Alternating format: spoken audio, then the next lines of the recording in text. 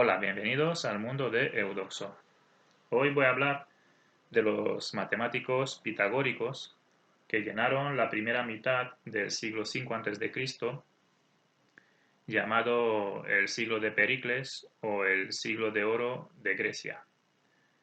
El siglo de Pericles no solamente nos dio a los grandes dramaturgos y escultores como Fidias del Partenón, sino que también nos dio la primera demostración escrita y problemas que espolearon la matemática durante más de 2000 años hasta el siglo XIX que se resolvieron. Como ya decía en el vídeo anterior, la filosofía pitagórica se basaba en la idea de que todo es número y representaban los números con piedrecitas en la arena. Esto se entiende mejor quizás si explico sobre lo que dijo Diógenes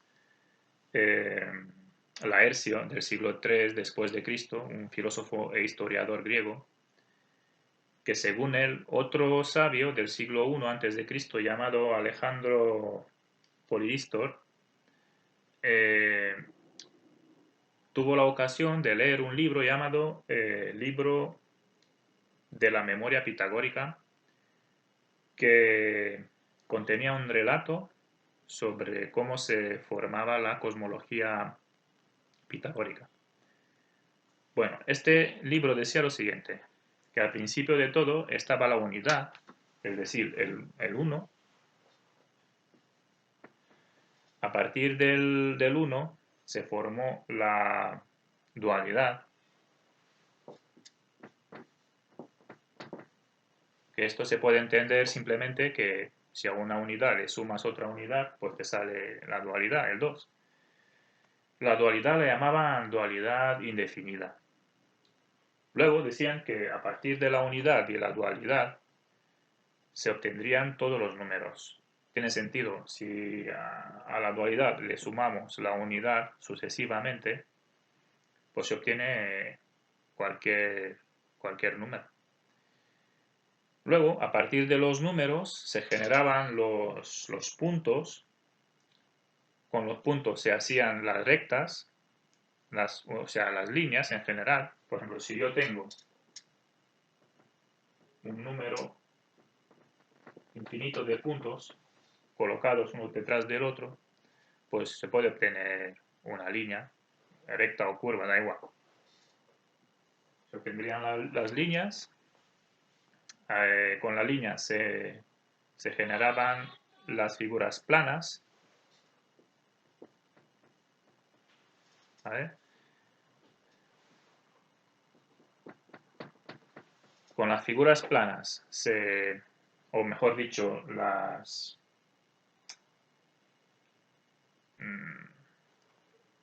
superficies, ¿no? Se creaban las superficies, con las superficies se creaban los sólidos,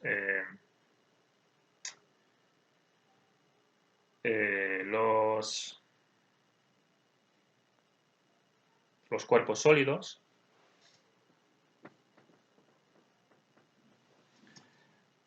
Con los cuerpos sólidos se generaban los cuerpos sensibles, donde los cuerpos sensibles no son otra cosa que la materia del mundo real, ¿no? Los cuerpos del mundo real. Y que los cuerpos sensibles estaban formados por los 4 elementos, la tierra, el agua, el aire y el fuego, que se entremezclaban, se intercambiaban entre ellos y juntos formaban el universo, que lo consideraban esférico, eh, lleno de vida,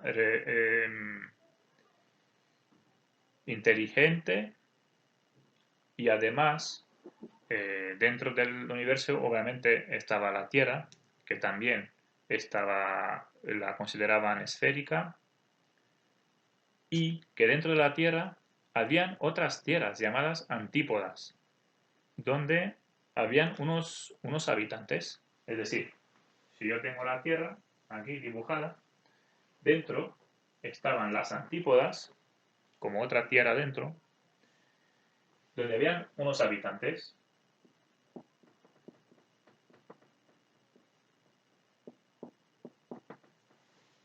Para los que estaban encima de la superficie de la Tierra, lo que para ellos estaba abajo, para los habitantes de las antípodas, significaba arriba. Lógico. Esto me recuerda a las novelas de Julio Verne. A lo mejor Julio Verne se inspiró en esta teoría para escribir su novela. Bueno, entonces, lo que decía era que, como los griegos consideraban que los números generaban los puntos, quizás por eso ellos representaban los números con piedrecitas como si fuesen puntos, ¿no? Es decir, el número 1 era una piedrecita, ¿vale? El número 2, 2 piedrecitas, el número 3, 3 piedras, y así. Los números impares eran como piedrecitas en forma de L. Es decir, el 1 sería una, el 3 serían 3 piedras, el 5 sería 5 piedrecitas, el 7, 7 piedrecitas, ¿no? Tenían números que los llamaban cuadrados, otros números que los llamaban triangulares, incluso cúbicos. Por ejemplo, los números cuadrados son lo que hoy llamamos los números que son cuadrados perfectos, como el 1, el 4, el 9, 16, 25, etc. Entonces, el 1, ¿no? Era así, una piedra. El 4, otro número cuadrado, pues se ponían 4 piedrecitas, ¿no? Formando pues un cuadrado. El número 9,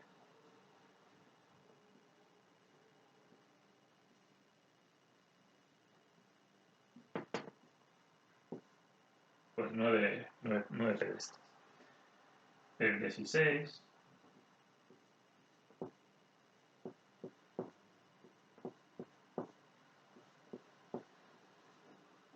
vale. Entonces, el 4, ¿cómo se forma? Pues se forma, voy separando estos 3 y esta piedrecita. Se forma a partir de sumar el 3, ¿no? Más 1.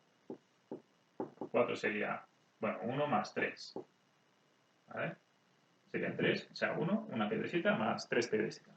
El 9, voy a hacer la separación para que se entienda. El 9 sería 1 más 3 más 5. ¿Vale? 16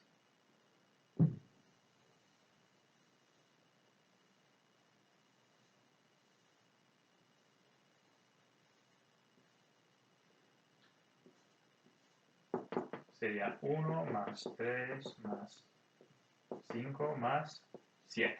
¿Vale? ¿Qué significa esto? Pues que conocía una fórmula matemática muy famosa, que era, si esto es para n igual a 1, esto es para n igual a 2, donde las n son número de números impares que se están sumando, ¿vale? O sea, hay 3 números impares, ¿no? N igual a 3. Aquí hay 4 números impares que se están sumando. O sea, n es igual a 4. Vale. Entonces, conocían la fórmula, que era que n al cuadrado era igual a 1 más 3 más 5 más 7 más 2n menos 1, que representa los números impares en general.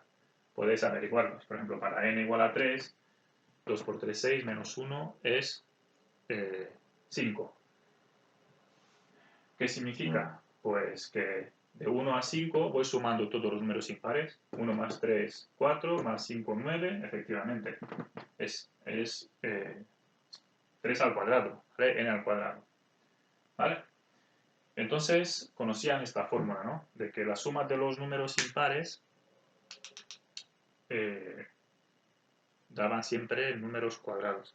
O que los números cuadrados está formado siempre por números, por suma de números impares consecutivos. Vale, ¿qué más sabían los griegos? Los números triangulares. A ver, voy a borrar esto un poco.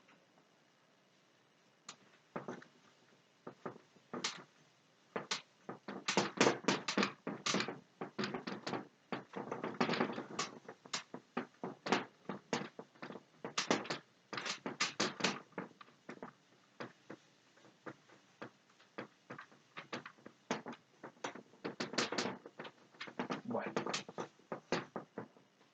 A ver.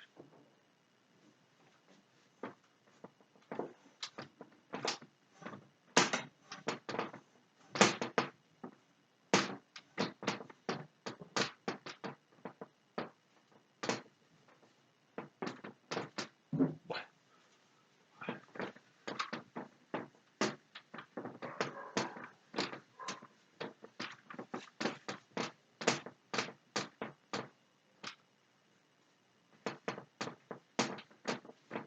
Vale. A ver, los números triangulares se formaban así. Pues el 1 era también un número triangular, aparte de cuadrado. El 1 pues, era una piedrecita. El siguiente número triangular era el 3.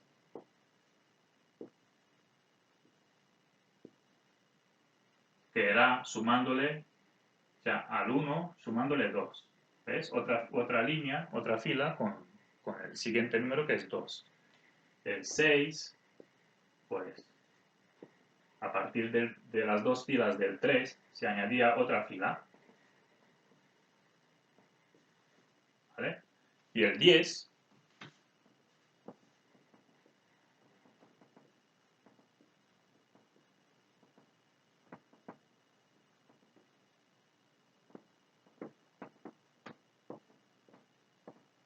¿vale? Entonces, claro, si os fijáis, aquí tengo el 1 más 2. Aquí tengo 1 más 2 más 3.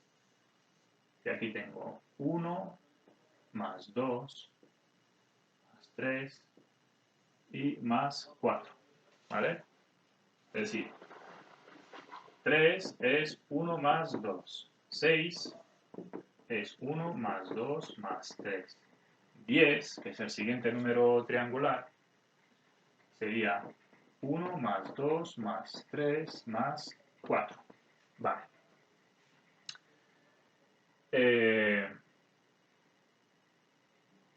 Claro, los números triangulares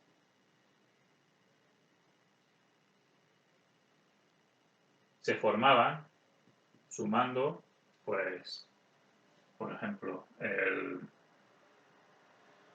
los números triangulares realmente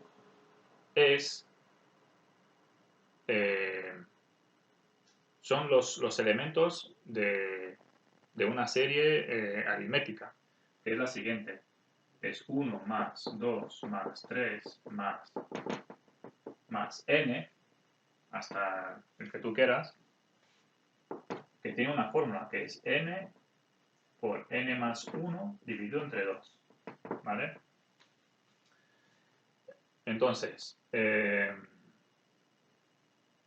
sabían esta fórmula también, ¿vale? Una fórmula muy famosa, que realmente dando valores a n, pues te sale el 3, 6, 10 y así para adelante. ¿No? El siguiente sería 15, ¿no? El siguiente número triangular sería 15. Pues para n igual a 4, por ejemplo, pues sumabas 1 más 2 más 3 más 4 y te salía, con esta fórmula, te salía el número triangular, es decir, 4 por 5 dividido entre 2, que sería 10. Te sale el 10, ¿vale? Esa es la fórmula del número triangular. Ya lo había dicho en el vídeo anterior que el 10 simbolizaba la divinidad. Quizás porque es la suma de 4 números consecutivos, ¿no? 4 filas de piedrecitas, y el 4 pues simbolizaba las 4 estaciones, los 4 elementos, es como algo completo, ¿no? Es la completitud. Por eso quizás significaba la deidad. ¿Qué más? También los pitagóricos descubrieron los números amigos y los números perfectos. Los números amigos son los siguientes. Pues 220 y 248. ¿Vale? ¿Qué significan los números amigos? Pues son los números que se obtienen sumando los divisores del otro. ¿Vale? Los divisores propios. Los divisores propios son todos los divisores, incluido el 1, salvo el mismo número, que es 220, que no se incluye entre los divisores. Esos son los divisores propios. ¿Vale?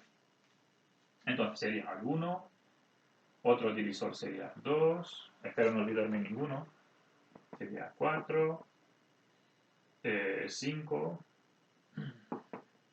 a ver, 5, si no me equivoco, el 10, el 11, el 20, 22, ¿cuál más? 55, bueno, espérate, 44 también. Sí, 44, 55 y 110. Ya el siguiente sería 220, que no lo incluimos, ¿vale? Si sumamos todos estos,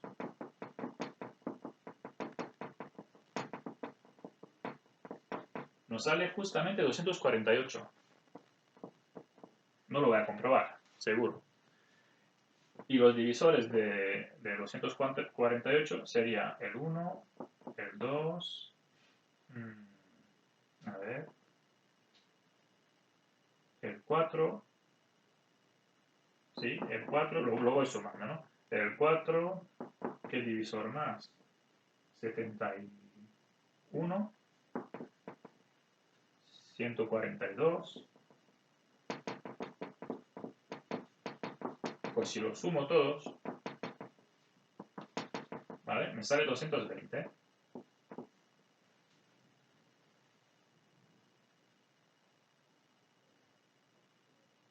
Vale. Entonces, estos son los números amigos. Los números perfectos son los números que son amigos consigo mismo. Es decir, que se obtienen sumando sus propios divisores, ¿vale? En números amigos, los primeros 4, que son los más fáciles, sería el 6, que es 1 más 2 más 3, sumando los divisores, ¿no? Te sale 6. Otro número amigo, el 28, que es 1 más 2,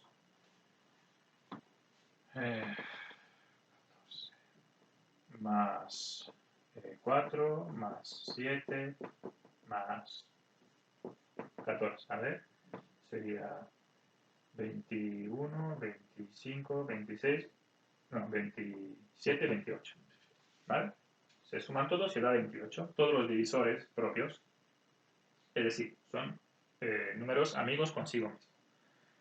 Otro, pues el siguiente sería 496. ¿Vale? No voy a sumar los divisores. Luego otro, el cuarto sería 8128. Y el quinto es un número muy grande, enorme. No lo voy a hacer. Vale. Pues conocían los números amigos también. O sea, los números perfectos. Todo esto es el principio de toda una teoría numérica, de teoría de números, ¿vale? Y... ¿qué más? Vale. Una posible demostración del teorema de Pitágoras sería la siguiente. Si yo tengo un cuadrado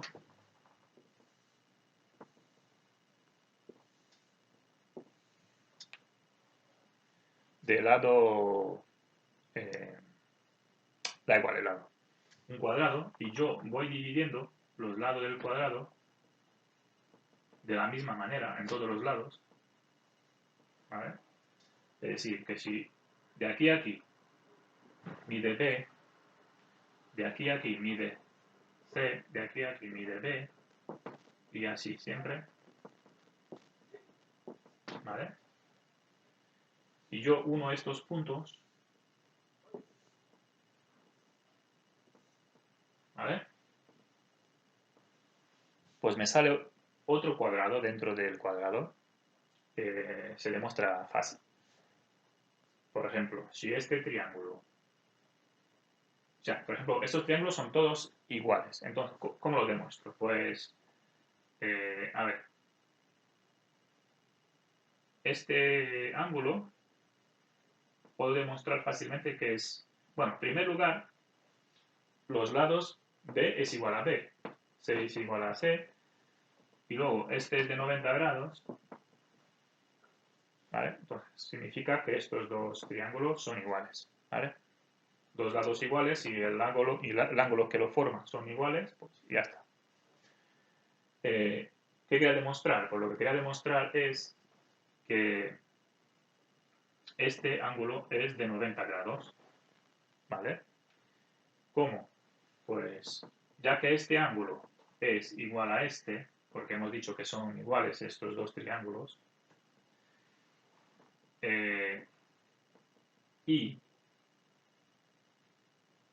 tenemos que este ángulo más este es 90 grados, simplemente porque está dentro de un triángulo rectángulo, es decir, que tiene un ángulo recto, pues la suma de los otros ángulos que no son de 90 grados sumarán 90 grados, porque 90 más 90 se tiene que dar 180.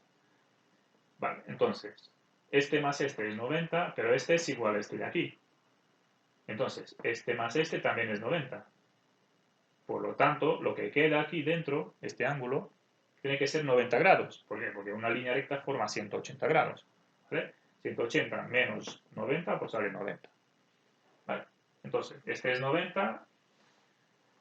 Un rombo, o sea, un rombo que tiene todos los lados iguales, porque todos esos triángulos son iguales, ¿vale? Este es igual a este, que tiene un ángulo de 90, pues eso está claro que es un cuadrado. ¿Vale? Lo dentro es un cuadrado. Bien, entonces, ¿cómo demostraron el teorema de Pitágoras a partir de esto?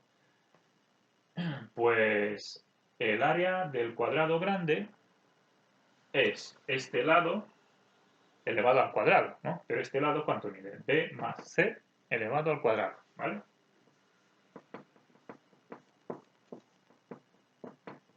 Pero el área de todo el cuadrado también se podría obtener sumándole al área del cuadrado que está dentro más pequeño, sumándole los 4 áreas de los triángulos que hay dentro, ¿no? Pues sería, si a esto lo llamo A, ¿vale? Al lado del cuadrado pequeño, pues sería al cuadrado, el área del cuadrado, más 4 veces el área de un triángulo, que sería B por C entre 2. Pues esto es al cuadrado más 2 veces por B por C. ¿Vale? Claro, pero si yo ahora desgloso B más C, o sea, son al cuadrado es como dos paréntesis multiplicados, ¿no? O simplemente utilizo pues los productos notables, ¿no? ¿Cómo se llama? Pues esto no es otra cosa que B al cuadrado más C al cuadrado más 2 por B por C, ¿vale? Entonces, como esto es lo mismo, pues las igualdades también, esto también tiene que ser iguales, ¿vale? Claro, aquí tengo que a al cuadrado más 2bc es igual a b al cuadrado más c al cuadrado más 2 por b por c. ¿Qué pasa? Pues que esto se me va con esto, pues implica que a al cuadrado es igual a b al cuadrado más c al cuadrado. ¿Vale? Y así demostró pues, el teorema de Pitágoras, efectivamente. Dentro de un triángulo de 90 grados, este, por ejemplo, esto mide a, esto mide b, pues la hipotenusa al cuadrado es igual a un cateto al cuadrado más el otro cateto al cuadrado.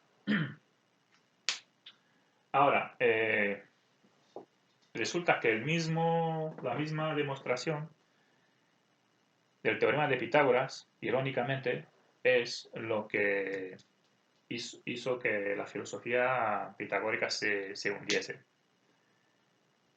¿Por qué? Voy a borrar esto y lo voy a explicar.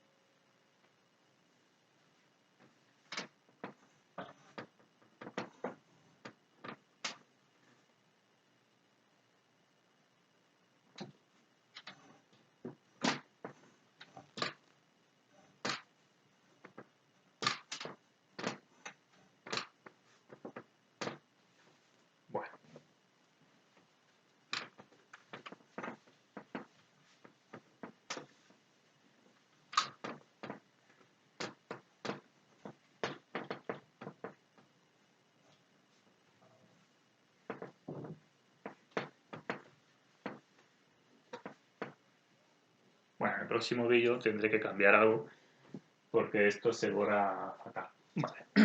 Entonces, lo que yo decía, que lo mismo que la misma demostración del teorema de Pitágoras, pues hizo que toda esta filosofía pitagórica de que todo es un número natural, cayese bajo su propio peso. ¿Cómo? Pues, ¿qué significa que a todo se le puede atribuir un número? Pues, por ejemplo, si yo tengo, eh, pues yo qué sé, cualquier figura geométrica, cualquier cosa, ¿vale? Un triángulo. Y esto mide, por ejemplo, 4, ¿vale? Y este lado x de abajo se podría expresar en función del otro. Es decir, imaginaos que esto es 5 medios del otro lado. 5 medios de 4. Claro, esto ahora mismo no sería un número natural, porque sería, pues... Ah, bueno, sí, en este caso sí. Voy a coger 5 tercios. Imaginaos que es 5 tercios de 4, ¿no? El lado x. Claro, sería pues 20 dividido entre 3, que no es un número racional, porque se puede expresar como fracción, pero no es natural. Pero no pasaba nada. Si, por ejemplo, cogía unidades de medida, porque estos serían 4 a lo mejor de una cierta unidad de medida. Pero si tú cogías unidades de medida más pequeñas, de tal manera que en vez de 4 tendrías, o sea, imaginaos, pues en vez de 1 metro, se cogía unidad de medida de 1/3 de 1 metro, por ejemplo. Entonces, en vez de 4, esto sería 12. Y entonces el lado x se podría expresar como 5 tercios de 12. ¿Qué significa? Pues que esto es 20. ¿Ves? Siempre se podría expresar como número natural, cualquier longitud. Simplemente cambiando las unidades de medida. Entonces, si es número racional, es como si fuese número natural, porque cambiamos la unidad de medida y ya está. ¿Qué pasa? Porque esta misma teoría de que todo es número, todo se puede expresar como número entero o como número natural o como fracción, da igual. Justamente eso es lo que hizo que se tumbara la filosofía pitagórica. ¿Por qué? Porque en la misma demostración del teorema de Pitágoras, si yo considero el mismo cuadrado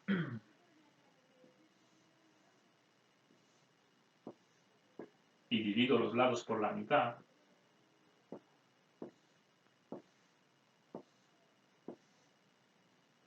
voy a decir que el lado entero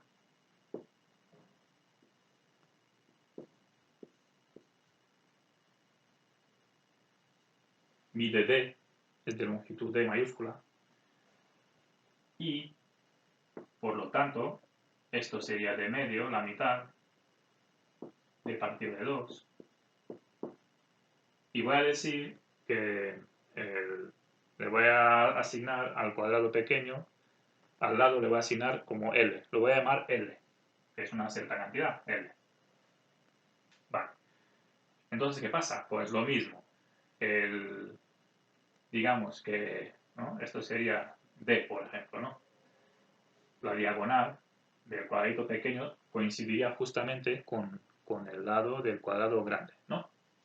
Entonces, según hemos visto, pues el área del cuadrado entero sería d partido de 2 más d partido de 2, o d, simplemente d, ¿no? Sería d al cuadrado, que sería igual que el área del cuadrado pequeño, que sería l al cuadrado, a la que le sumo 4 veces las áreas de los triángulos pequeños, ¿no? Que sería d partido de 2 por d partido de 2 dividido entre 2, ¿no? O sea, cateto por cateto entre 2, ¿no? O base por altura entre 2, ¿vale? Bueno, esto después de simplificar todos los doses que hay por aquí, aquí me queda un 1, aquí un 2, ¿vale? Esto se me iría con este.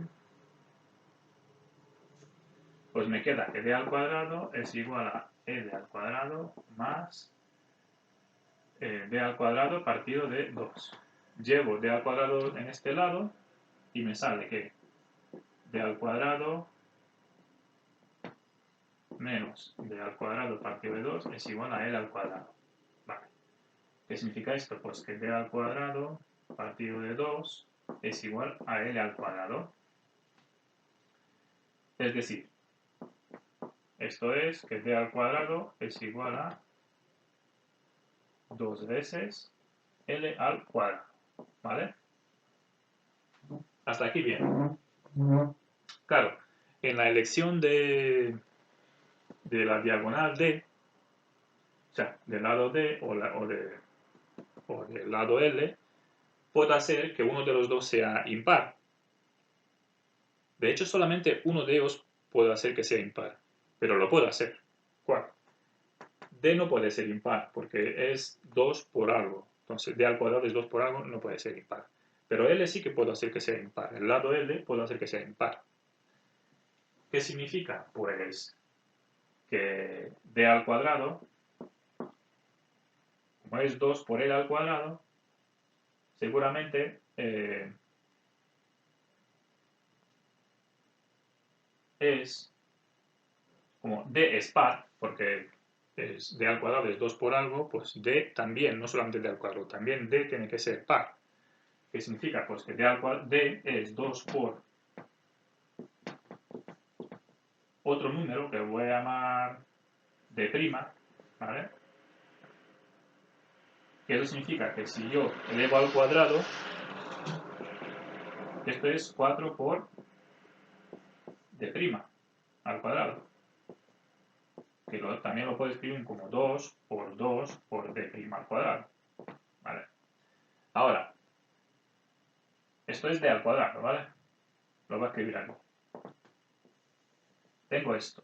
¿Qué significa? Pues que 2 por d' al cuadrado tiene que ser lo mismo que al cuadrado, ¿no? Tengo lo mismo, d al cuadrado, tengo 2 por algo, pues 2 por algo. Entonces 2 por d' al cuadrado tiene que ser igual a l al cuadrado. Lo escribo. ¿Vale? ¿Qué significa esto? Pues que L es par. Pero hemos dicho antes que hemos elegido L, en principio, impar. Hemos llegado a una contradicción. ¿Qué Bueno, significa? Pues que no puedo expresar eh, el lado D en función de L. No lo puedo expresar. ¿Por qué? Porque por más que lo intento, ¿vale? Llego a una contradicción. ¿Vale? No se puede expresar eh, como una fracción, como una razón, ¿no? O sea, D dividido entre L no me sale un número vale. racional, imposible, porque he llegado a una contradicción. Vale. Claro, en realidad lo que me sale que esto es igual, d al cuadrado partido del cuadrado es igual a 2, ¿no? Lo que hemos dicho, ¿vale? Lo que significa que d al cuadrado partido de L al cuadrado es raíz de 2, lo llamamos nosotros raíz de 2, pero es un número que no existe en el número real. Es un número, es un símbolo, raíz de 2, realmente es un símbolo que expresa qué es lo que debería estar, qué número debería de haber, de tal manera que cuando lo elevamos al cuadrado nos dé 2, pero ese número en el mundo real no existe. De hecho es 1,4, no sé. Y seguiríamos como una infinidad de cifras, ¿no? Después de la coma. Hay una infinidad de decimales. Por eso, como no sabemos las decimales, pues hay infinidad de decimales, pues se llaman números irracionales, que no se pueden racionalizar, ¿vale? Pues esto descolocó toda la filosofía pitagórica. ¿Por qué? Porque ellos decían que todo es número. Cuando decían números se referían a números naturales. La raíz de 2 no es un número. Es un número, pues, en la simbología humana, como un símbolo, pero que este número no existe en el mundo real. La raíz de 2 no existe. Es algo inventado por el hombre para poder operar con fracciones, con cuadrados y demás. Entonces, está claro que no todas las cosas se le pueden asignar un número. Por ejemplo, en este caso, al lado de no se le puede expresar un número. O, si tú tienes un cuadrado, a la diagonal no se puede expresar. Por ejemplo, si el lado es 1 del cuadrado, pues según esto, b al cuadrado debería de ser igual a 2, ¿no? Si el lado al cuadrado es 1, 2 por 1 es 2. ¿Vale? Pues no hay ningún número d, de tal manera que elevándolo al cuadrado, d2. No, no hay. No existe el número d. Bueno, ¿vale? Pues esto, cuando se dieron cuenta, se supone que el que se dio cuenta de todo esto ha sido Hipaso, el pitagórico matemático, ¿no? Que se prohibió contar esto a los demás griegos. Solamente lo sabían, era un secreto de los pitagóricos. Y había incluso una maldición, ¿no? Hecha que si alguien lo contase moriría y demás. De hecho, cuando lo contó, se supone que lo contó Hipaso, ¿no?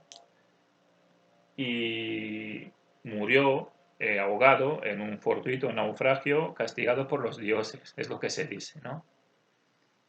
Bueno, incluso la ironía va más allá. Incluso su figura que representaban a los pitagóricos, el pentágono, ¿no?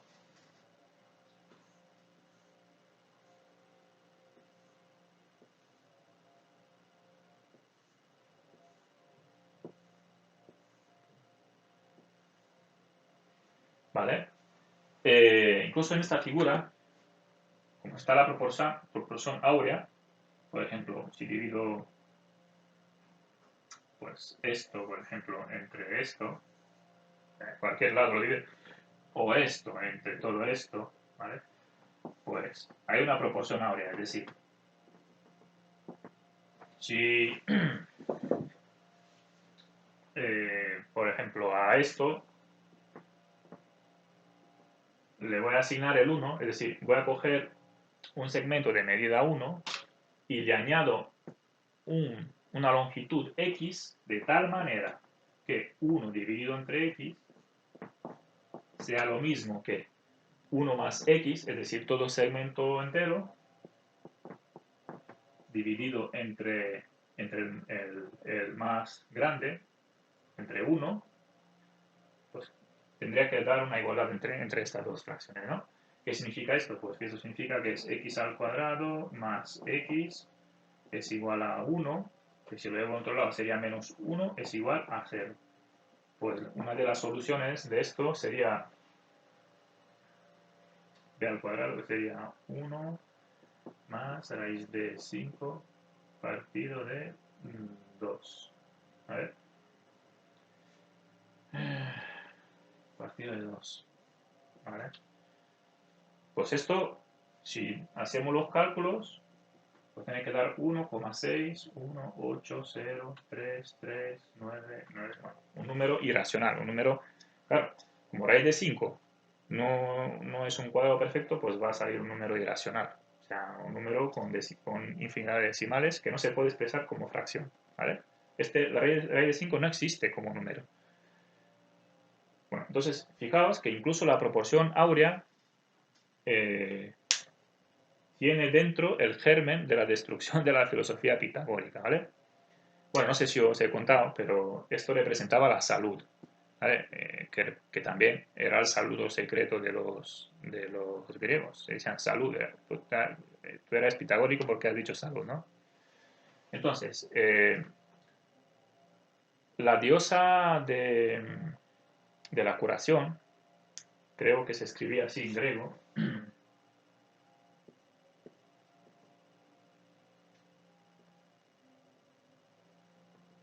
Sí, gamma,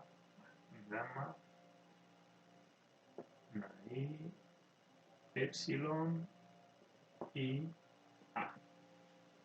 Que en español sería Igea. Pues como tenía seis letras, pues le eliminaban una I, esta I la eliminaban, y ahora como hay 5, lo metían dentro de las puntas del pentágono. Es decir, aquí ponían la primera, aquí ponían el gamma, ponían esto, así,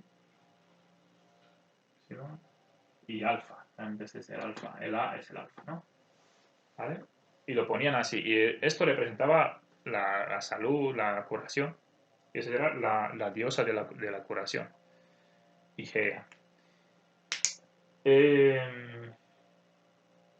Vale, ¿qué más podría decir de los pitagóricos? Pues hicieron un progreso importante en astronomía también. Por ejemplo, suya era la idea de que en el centro del universo, o por lo menos de nuestro sistema solar, había un fuego central, ¿vale? Y alrededor de este fuego central, de ahí viene la palabra foco, que se utiliza hoy en día, ¿no? Pues giraban todos los planetas. Incluido el Sol, estaba considerado como si fuese un planeta, ¿no? Ellos pensaban que ese fuego central no se veía desde Grecia, o sea, no sabían que era el Sol. O sea, simplemente no sé por qué, se dieron cuenta de que había un fuego central en el medio del universo. Y claro, cuando Copérnico en el año 1543 dijo que volvió a los orígenes pitagóricos, porque él fue quien dijo, aunque no el primero, él dijo que, bueno, que volvió a los orígenes, o sea, como los pitagóricos, y que consideró el Sol en el medio y alrededor giraban las estrellas, ¿no? O sea, las estrellas, los planetas, ¿no? Incluido la Tierra. Vamos, que la Tierra ya no era el centro del universo. Claro, mejor hubiera dicho que volvió a lo que dijo Aristarco. Aristarco, del que ya hablé con él, hablé de él en el primer vídeo. Aristarco fue el que se dio cuenta que el fuego central del que hablaban los pitagóricos no era otra cosa que el mismo Sol. ¿Vale? Entonces, esto es cosa de Aristarco. El primero ha sido Aristarco en el siglo III a.C., que declaró esto, que hay el Sol es el fuego central y alrededor giran todos los planetas, incluida la Tierra, ¿no? Además que dijo que gira los planetas, o sea, la Tierra gira alrededor del Sol en un periodo de 365 días, ¿no? En un periodo de un año, y que gira sobre su eje en un periodo de 24 horas, ¿no? Es decir, de un día. Esto fue Aristarco, ¿vale? Y ¿qué más? Bueno, la estrella polar también fueron ellos que se dieron cuenta de que siguiendo la estrella polar, pues siempre podrías encontrar el norte. Se dieron cuenta de que la estrella polar está fija en el cielo, no está girando como las demás estrellas, o mejor dicho, la Tierra, como está girando, pues las estrellas se están moviendo. La estrella polar, como está muy al norte, pues se queda quieta más o menos. Vale, esto también fue de ellos, de los pitagóricos. Que más seguro que se me olvidan cosas. Eh, bueno, pues el próximo vídeo hablaré sobre otros dos matemáticos que son, son increíbles, son unas rarezas, que es Demócrito e Hipócrates de Quíos, ¿vale? Y ya está, pues muchas gracias por seguir esto. Un